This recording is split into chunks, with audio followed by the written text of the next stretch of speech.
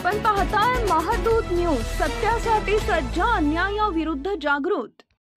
छत्रपती संभाजीनगर तालुक्यातील पानगाव येथील शेतकऱ्याची लंपी आजाराने बाधित थेट जिल्हाधिकारी कार्यालयात आणल्याची धक्कादायक घटना घडली आहे। शेतकऱ्याची गाय गंभीर अवस्थेत असल्याने त्याने गावातील पशुवैद्यकीय डॉक्टरकडे मदतीसाठी धाव घेतली होती।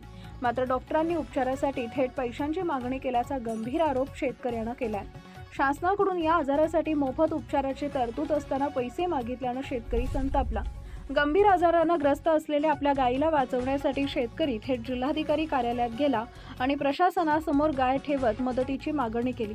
माझ्या गायीला जीवदान द्या अशी भावनिक हाक मारत शेतकऱ्याच्या डोळ्यातून अश्रू दाटून आले। या घटनेमुळे जिल्हाधिकारी कार्यालयासमोर वातावरण हळहळजनक झाले। या शेतकऱ्याच्या कृतीमुळे जनावरांच्या आरोग्य सेवेकडे प्रशासन किती निष्काळजीपणे पाहते यावर प्रश्नचिन्ह उपस्थित झाले। आणली तर कुठून आणली, काय त्याला रोग झालेला आहे, काय तपासण्या केल्या डॉक्टरांनी, काय हलगर्जीपणा आहे डॉक्टराचा। तिथं बसा, तुम्ही खाली बसा, काही टेन्शन नाही। आता बोला।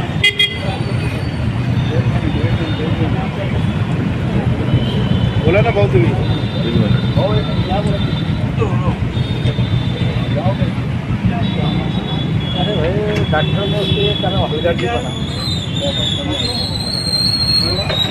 जे गायीचे मालक आहे त्यांचे अश्रू अनावर आलेले आहे। अक्षरशः जे गायीची परिस्थिती झालेली आहे ते गायी अक्षरशः त्याच्या पूर्ण शरीरावर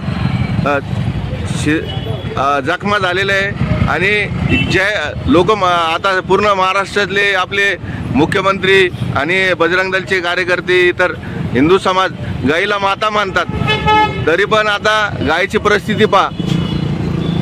डॉक्टरच्या हलगर्जीपणामुळे आणि जे गायीचं मालक आहे ते अक्षरशः जिल्हा आपला घाटी रुग्णालयामध्ये ॲडमिट होते, त्यांचं ऑपरेशन होतं आणि त्याच्यानंतर ती गायीची परिस्थिती अशी त्यांनी त्याच्याकडे पाहिलं नाही, ते ॲडमिट असल्यामुळं आता जी ती परिस्थिती आणि जे मालक आता स्वतः बसलेले। हो, काय सांगणार तुमची जी गायीची परिस्थिती झाली, काय झालं नेमकं याच्यासोबत?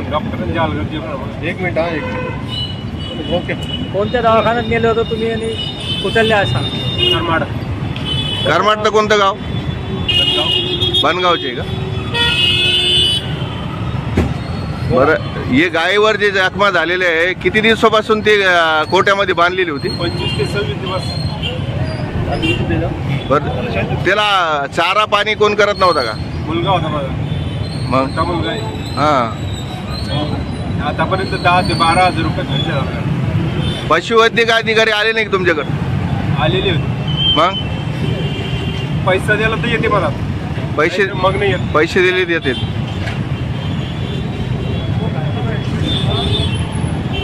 आता काय मागणी आहे तुमची, याच्या पुढे काय करणार?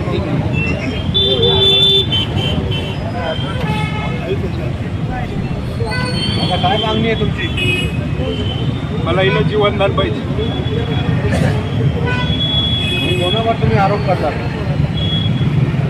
डॉक्टरवर काय कारवाई व्हायला पाहिजे?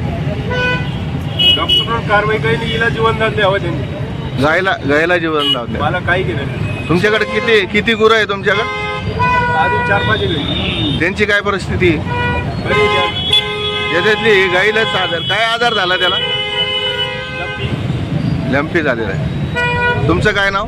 नारायण। पूर्ण नाव आणि ॲड्रेस सांगा तुमचं। नारायण घागरी, बनगाव, तालुका, जिल्हा संभाजीनगर।